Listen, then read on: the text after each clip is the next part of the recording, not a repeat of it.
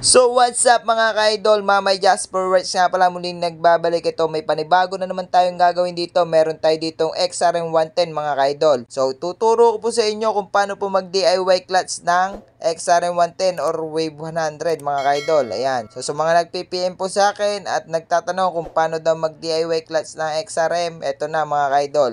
So, gagamit lang po tayo dito. Ito, may binili tayo dito ang clutch lining. Tapos, pang XD3 na clutch cable, mga ka-idol. Ayan ang gagamitin natin. XD3 clutch cable. Tapos, dito, meron din binili dito si Idol na Brembo. Yan, universal po mga ka-idol. Clutch lever at saka ito, Brembo brake master, mga ka-idol.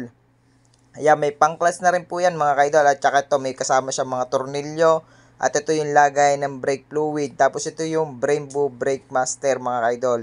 So set na po yan at may brake fluid din po mga ka-idol. Tapos may binili dito si Idol ng outer tube at saka yung caliper. Tapos yung disc mga ka-idol. Papapalitan na rin po sa atin. Pero hindi na natin bibidyoan yan. Ang bibidyoan natin dito ay yung kung paano mag-DIY clutch ng XR110 mga ka-idol. Ayan. Tapos may binili dito yung pipe na pang 125 mga ka-idol.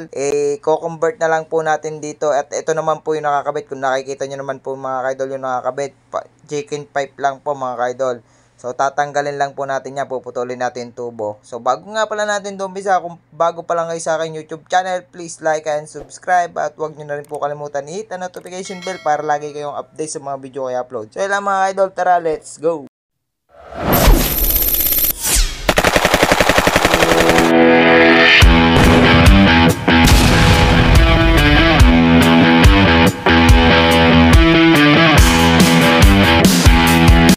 So ito na po mga ka-idol, umpisa na po natin to. Una lang po natin tanggalin para po tayo makapag-DIY clutch ay tanggalin po muna natin itong tambutso at saka yung putres mga ka-idol at saka yung tadyakan. Yan, tanggalin lang po natin lahat mga ka-idol.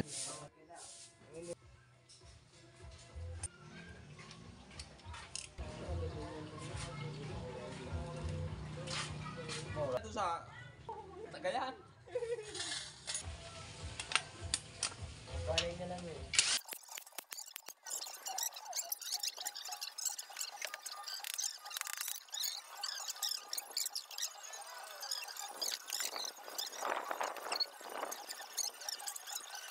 So ito na nga po mga ka-idol, natanggal na po natin yung tornilyo. Yan, natanggal na rin po natin yung crankcase cover. Kailangan po natin tanggalin tong clutch matic at saka yung sa clutch lining po mga ka-idol. Kasi papalitan din naman po natin to ng clutch lining at para rin po mahugasan natin lahat. Kalasin lang po natin lahat mga ka-idol. So ito na nga po mga ka-idol, natanggal na po natin. Tanggalin lang po natin yung apat na tornilyo, 10mm para po matanggal po natin yung clutch lining. Yan, may clutch spring po yan din mga ka-idol, tanggalin lang natin. So ito na nga po mga ka-idol yung clutch lining, sunog na po kaya po na-slide na rin po mga ka-idol. At ang problema nga pala nito mga ka-idol ay kumakadyot na daw. Pagka ganun po nakakadyot mga ka-idol, palitin na rin po ito ng primary clutch. Kaya ang gagawin na lang natin dito ay kukonvertan natin ng clutch lining para hindi na po magastusan si Idol. Tapos ito nga po mga ka-idol, ito yung mga kailangan natin pag magka-clutch tayo. Ayan o. So napalinis ko na nga po pala ito at hindi ko na po na-video kung paano po nilinis yan. So, yan po ang gagawin natin. Ganun po yan mga ka-idol ang style yan. Pwede po natin siyang gawin ganito mga ka-idol para po madali po yung pag-clutch natin yan. Ganun po ang gagawin natin style. Kasi ganito po yung dati mga ka-idol yung stock niya. Kaya ang ginawa ko, ginento ko. Yan. Pwede naman po yan mga ka-idol na nakaganto. Okay lang po yan. Tapos magagawa tayo ito. Alam nyo kung mga ka-idol kung saan to galing. Doon po to galing sa may preno po sa huli. Ito po yung pinagsusutan ng brake rod. Kaya ito po yung gagamitin natin. Ito po yung naisipan kong gamitin dito mga ka-idol. At ang gagawin ko po dito mga ka-idol ay lumalaro po sa loob. Para po hindi po maputol yung clutch cable mga ka-idol. Yan. Tapos dito natin babadaan yung cable. Doon sa may taklob po mga ka-idol. Bubutasan natin yan. Tapos ito mga kaidol ay wiwildingan na po natin. Yan, dito po natin yan ilalagay sa may butas po mga kaidol. Yan, ang gagawin natin dito ay babawasan natin. Ito hindi po natin to babawasan. Ito lang po yung babawasan natin mga kaidol, paikot. Yan, tapos puputulan natin din at tapos kakatin natin sa gitna para po may pasok natin yung clutch cable. So ito na nga po mga kaidol, umpisa na natin. Ito natabasan ko na nga po siya paikot. At ito naman po yung sa clutch po mga kaidol. Ayan o. Yung sa clutch lifter mga kaidol. Ito, kailangan maglalagay tayo dito mga kaidol ng washer. Tapos ganito yung posisyon yan mga kaidol. Ayan, ganito yung gagawin ko din Yung gagawin ko kasi dito mga kaidol ay yung lalaro. At tapos ito nakakita ko ng lock washer. At ito po yung i-welding ko dito. Itong lock washer na to mga kaidol. Yan, ayan po yung magsisilbing guide nitong ikakabit ko dito mga kaidol para po siya umikot. Ipipix ko na po yung washer, i-welding ko na po yan. So ipitin ko lang po ipitin ko po ng vice grip. Tapos ito naman yung i-welding pa natin isang washer mga kaidol, yan dito. Yan, para hindi po lumuwa. I-welding po natin yan diyan. Ganun po yung gagawin nating pag DIY clutch mga kaidol. Yan o, ganun po yung style niya mga idol, yan o. Dito natin i-welding yan. Tapos ito naman yung ikakabit natin. Yan, i-welding na muna natin yan mga idol. Gamitan lang po natin ng vice grip. Ipitan lang po natin. Tapos i-welding na po natin mga idol.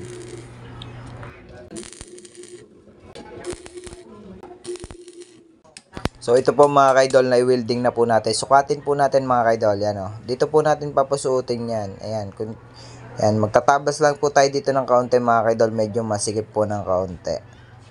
Ayan. Ganun po yung position yan. At may welding po tayo dyan na washer mga kaidol. Yan. Grinderin ko po muna rin mga kaidol. Linisin ko po muna.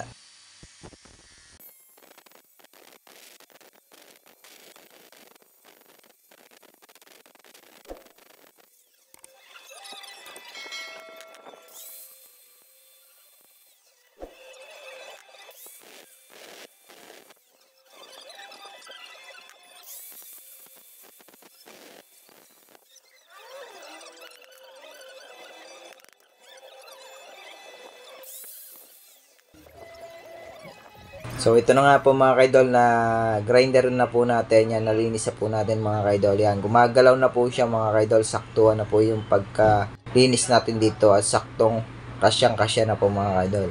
Tapos ito naman yung isang washer mga kaidol ay welding na po natin to dito. Yan, para hindi po siya makawala mga kaidol. Welding lang po natin.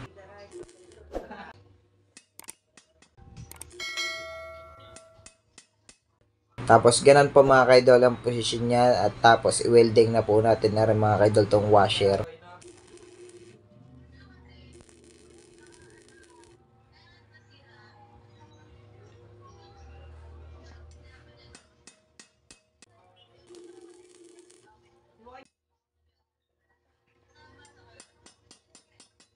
So ito na po mga kaidol, ayan, i-welding ko na po at gumagalaw na po siya mga kaidol.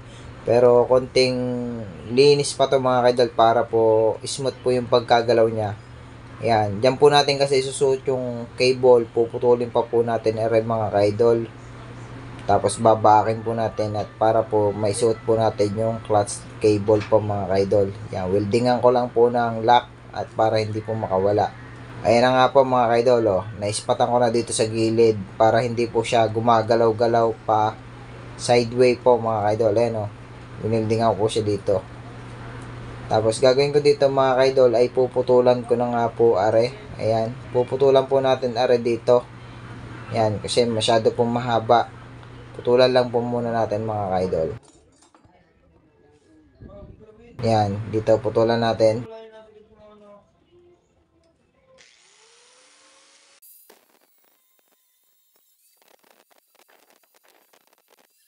Tapos yan na nga po mga kaidol, naputulan na natin.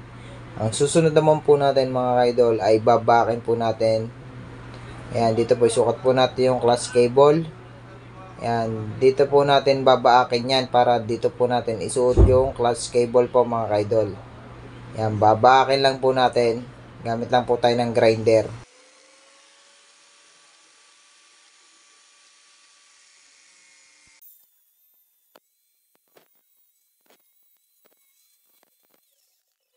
At ayan na nga po mga kaidol, na-back na po natin.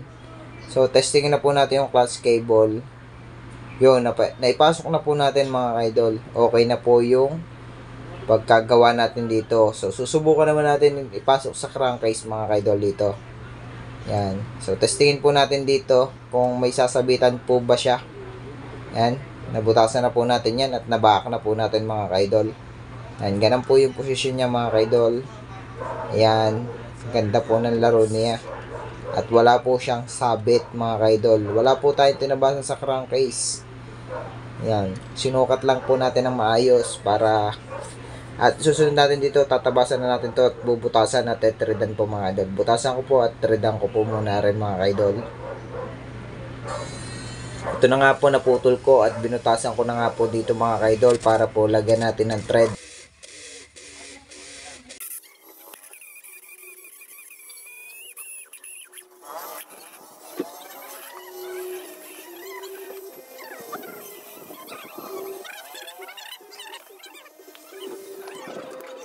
Tapos hantapan na po natin mga kaidol. Ito po yung gamit kong hantap yan, oh. Para po kumasya po yung clutch cable yun.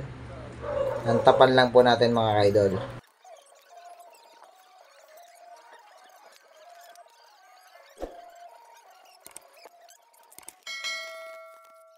At ito na nga po mga kaidol, yan, nahantapan na po natin. Kung makikita nyo naman po, may thread na. Subukan na po natin yung clutch cable mga kaidol.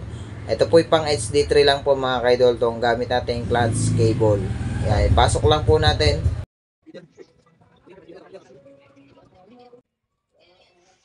Yan, tapos subukan naman po natin mga kaidol, ipasok yung ginawa natin ito mga kaidol. Ayan, binak po natin, ayan, yan, kung makikita nyo naman po yung pagkagawa natin mga kaidol.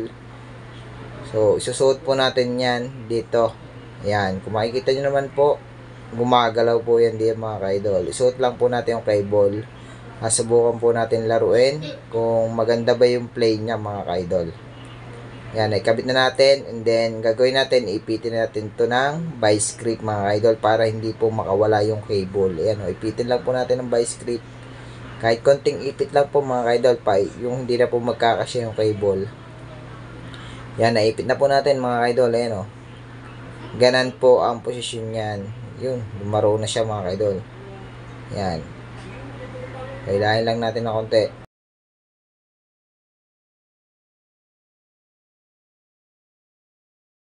So, yan. Adjust lang natin.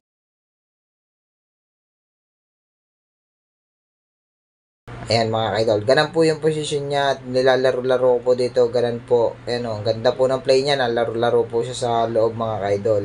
Tapos ang susunod naman po natin mga kaidol ay kakabit na po natin yung clutch lining. Yan. Nalinis na rin po natin yan. At para po maikabit na natin yung primary clutch at ma-welding na po natin yung primary. Yan. Kakabit lang po natin to mga kaidol lahat. Yung clutch lining kakabit na rin po natin. Ito po yung sinasabi ko sa inyo kung mga kaidol. Kaya po kumakadyot na yan. May mga tama na po yung bell at saka yung lining pud na po. Kaya ang gagawin natin dito ay kinonvertan po natin ang clutch at para i-welding na po natin yung primary clutch mga kaidol. Yan, ikabit lang po natin tong clutch lining mga kaidol.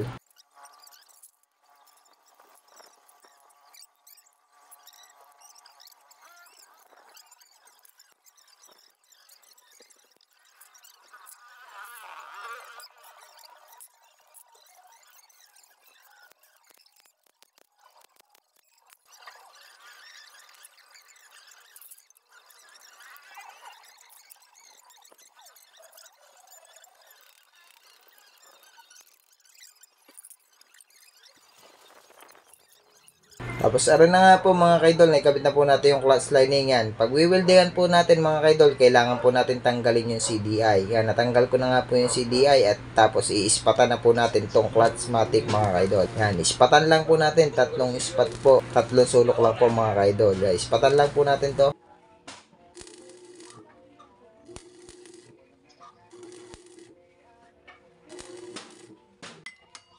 Gagawin natin lahat.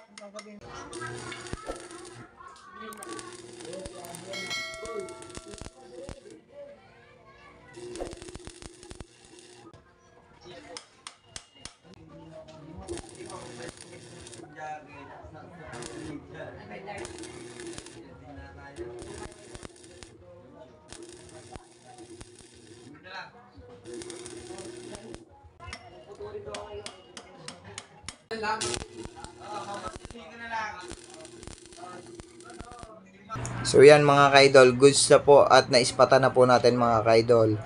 Ay, susunod naman po natin mga kaidol ay kakabit na po natin yung clutch. Yan, ito po, itong crankcase cover po mga kaidol, ikakabit na po natin dyan. Okay na po yung clutch. Siyempre, unahin po muna natin tong gasket, tapos tong crankcase cover po mga kaidol. Ay, kabit na po natin yan, tornilyohan na po natin. Ito po ay tinanggal ko na at hindi na po ito aari. Pwede naman po itong ibalik mga kaidol, kung ibabalik po sa dati. Pwede pa naman po ibalik sa standard mga kaidol, sa stock. Na, kabit na po natin yung mga tornilyo mga kaidol at para po matesting na po natin.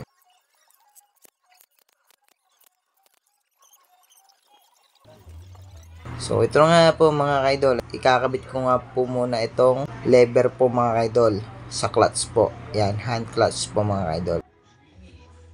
Yan, so ito na nga po mga kaidol, naikabit ko na, testingin po natin, nakakambyo po yan, pinipisil ko po yung clutch, tapos ito po yung binitawan ko, kapit na kapit po siya mga kaidol.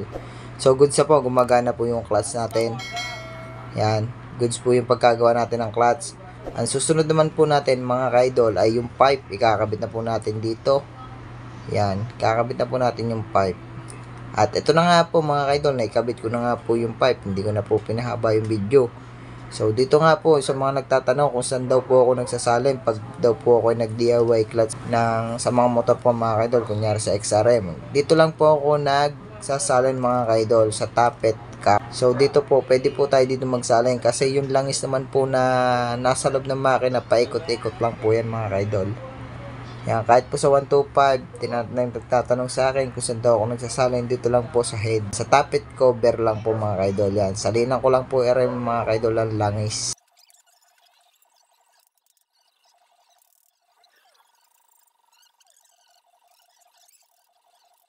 So yan, ikpitan lang po natin at ginamit lang po nating langis mga kaidol, RS8. Tapos ito na nga po, testingin na po natin mga kaidol. Paandarin lang po natin at testing na po natin yung clutch kung gumagana po ba mga idol.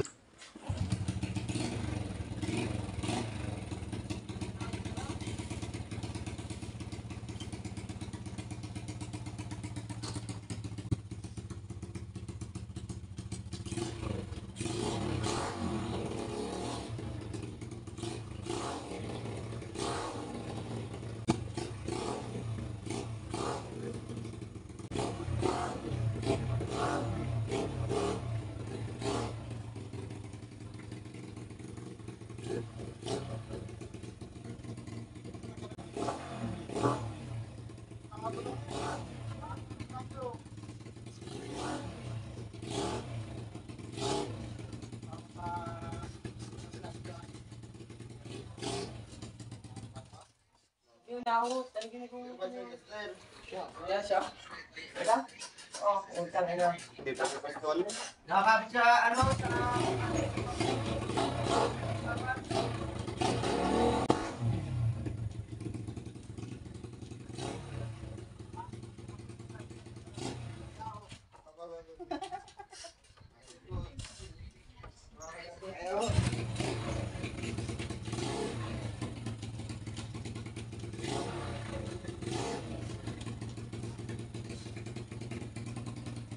So ayan na nga po mga ka-idol, goods na po yung pagkagawa natin dito ng clutch. Yan, nag-convert po tayo ng clutch, okay na po, kapit na po mga ka-idol. Ayan o, kung makikita nyo naman po yung pagkagawa natin dito ng clutch, napakalambot po mga ka-idol. Ito, yan o, sarap po niya pisilin mga ka-idol. Ayan, hindi ko po muna nakikabit yung brake master mga ka-idol, mamaya ko na po ito ikakabit. Sasabay ko na po dun sa outer tube. Yan, nagawa na rin natin yung pipe. Okay na po ito, XR 110 na to mga kaidol. So bago nga pala ang lahat mga kaidol, kung may natutunan naman kayo sa akin shinare video, bago po ang lahat, kung bago pa lang po kayo sa akin YouTube channel at FB page, please like and subscribe at huwag nyo na rin po kalimutan i-hit ang notification bell para lagi kayong update sa mga video ko i-upload. So yun lang po mga kaidol, maraming po salamat sa panonood ng video ko mga kaidol. Ayun lang po at kakabit ko na po yung mga outer tube nito mga kaidol.